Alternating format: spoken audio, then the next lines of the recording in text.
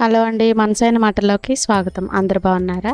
అయితే ఈరోజు మన మనసైన మాటల్లో ఒక చిన్న కథ. ఒక పెద్ద చెరువులో అనేక కప్పలుండేవి. ఒకరోజు బయట గడ్డి పైన పెద్ద చెట్టు కనిపించింది. ఆ చెట్టు పైకి ఎక్కితే కొత్త ప్రపంచం కనిపిస్తుందని అందరూ చెప్పేవారు.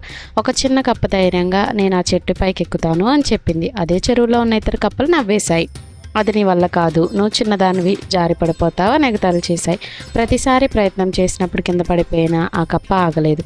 మిగతా కప్పలు అయితే ఒకదానిపై ఒకటి మాటలు వేసుకుంటూ ఆపేశాయి. కానీ ఈ చిన్న కప్ప మాత్రం మళ్ళీ మళ్ళీ ప్రయత్నించింది. చివరికి ఒకరోజు అది చెట్టుపైకి ఎక్కి కొత్త ప్రపంచాన్ని చూసింది. ఆశ్చర్యకరమైన పూలు, పచ్చని గడ్డి, విస్తారమైన దృశ్యం. అది చెరువులో ఉన్న ఇతర కప్పలు ఎప్పటికీ చూడలేని అందం. తర్వాతే తెలిసింది ఆ కప్ప చెవిటిదని. అందుకే అది ఇతరుల నెగిటివ్ మాటలు వినలేదు, తన మనసులోని లక్ష్యాన్ని మాత్రమే విన్నది.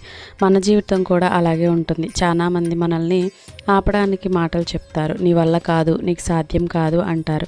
కానీ మనం వాటిని పట్టించుకోకుండా మన లక్ష్యంపై దృష్టి పెడితేనే విజయం సాధించగలం. విజయం అంటే ఇతరుల మాటలు వినడం కాదు, మన హృదయాన్ని వినటం. థ్యాంక్స్ ఫర్ వాచింగ్ మనసైన మాటలు.